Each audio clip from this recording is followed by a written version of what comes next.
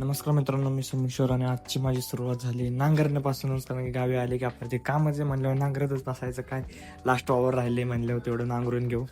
गावी आलो त्यासाठी झालं एक त्याचं नांगरून एवढे लास्ट होतं बघा. मी ट्रॅक्टर लावला एकदम चढणारा, माझीच फाटत चालली ना, अवस्था बी खराब झाली एकदम. काय बोलणार आता, पण झालं एकदा नांगरडी. आता नांगर लावायचा बाजूला. ओके, त्यानंतर आलो पप्पा आणि बाबांसोबत. जरा पाईपचं काम होतं कारण की जॉईंट जोडायचे होते.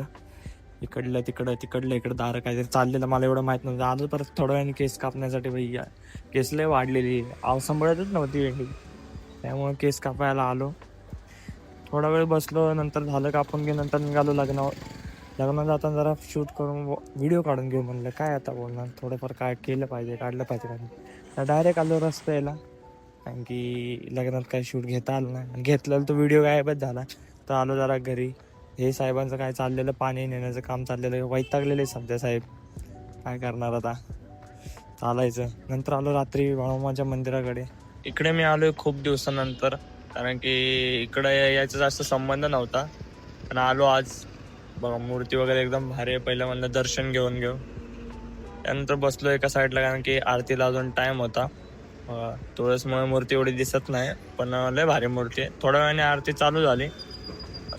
मस्त वाटत होतं, पण असं खूप दिवसातून आरतीला आलो, कारण की आपल्याला